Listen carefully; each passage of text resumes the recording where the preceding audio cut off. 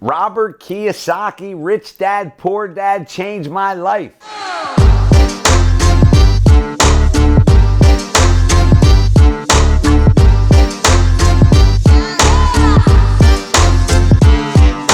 He wrote 2 books that made me start to think outside the box.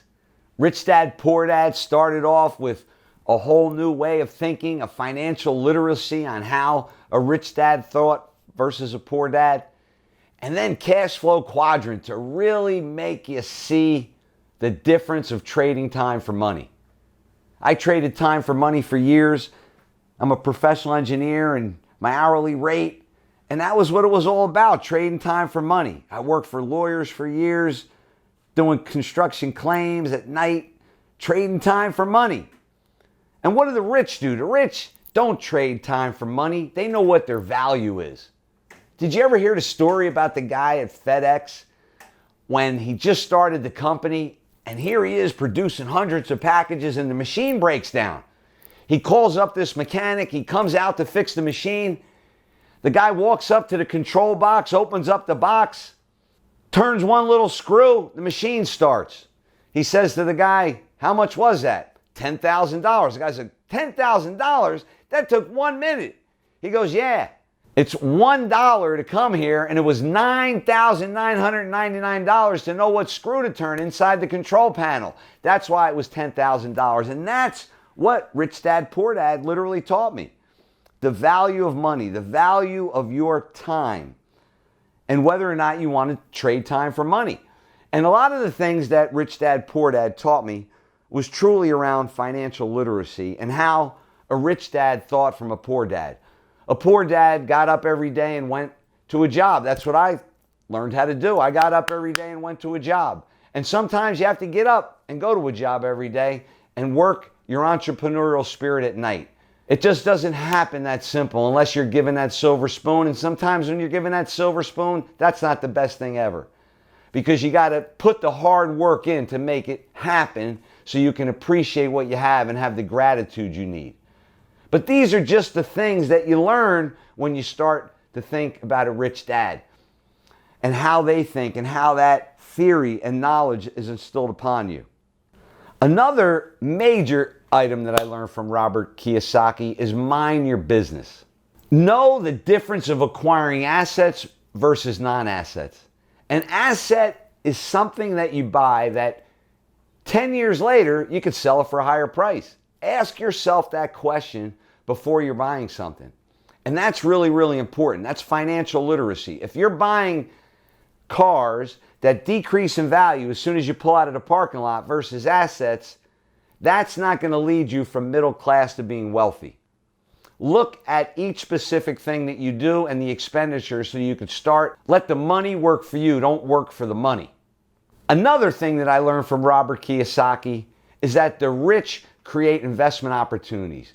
They look at situations and opportunities and they create. They look at flipping that stone over and looking at it from every angle, looking at all the parties are involved. They just don't look at the situation as complicated. They look at creating opportunities through complications. And the last thing I learned before I get into Cash Flow Quadrant is work to learn. Don't work for the money. If you have passion in what you do, a day's worth of work is not like a day's worth of work. You can work 20 hours a day and it won't even feel like a day's work because you have such a passion for it.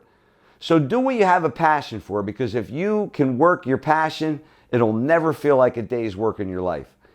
And that book opened me up to his next book, Cash Flow Quadrant, where he really started to emphasize the fact about self-employment versus a job versus entrepreneurship.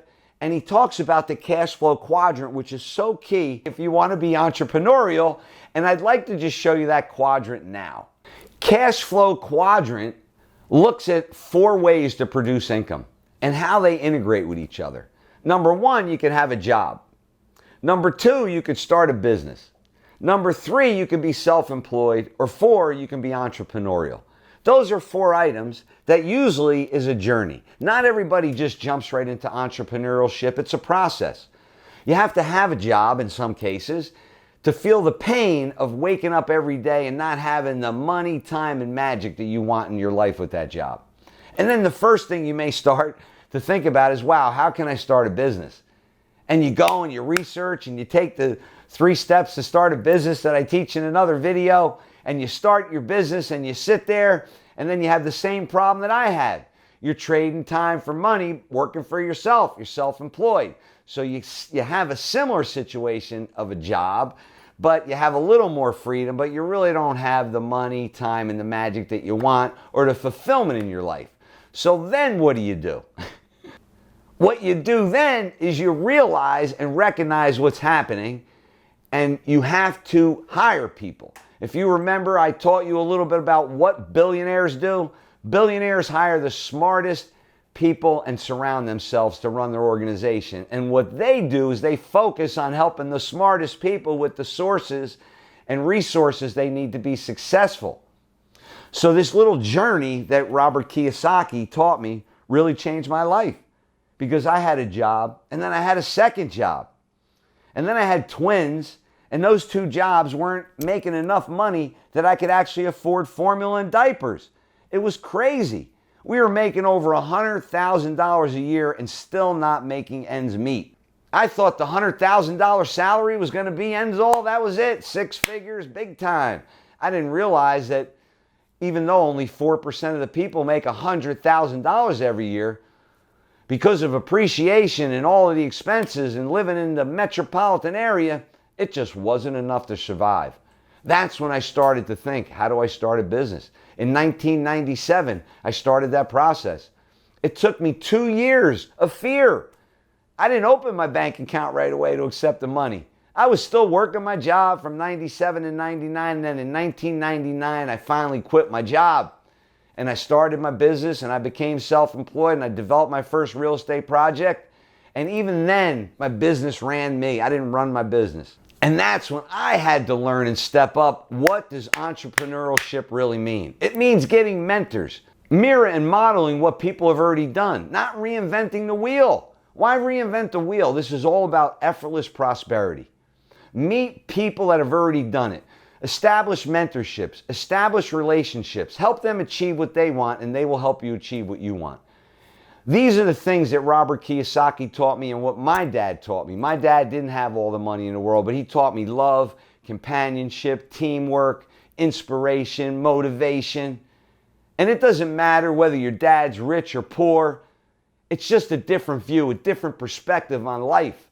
Putting those 2 together builds your character and how you become successful, and then you get to take ownership in your entrepreneurship moving forward. And that's what it's all about.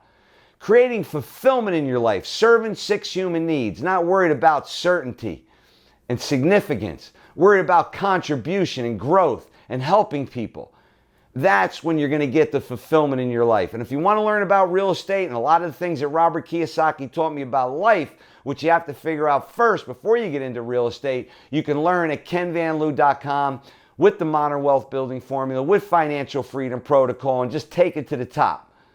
Make it a great day.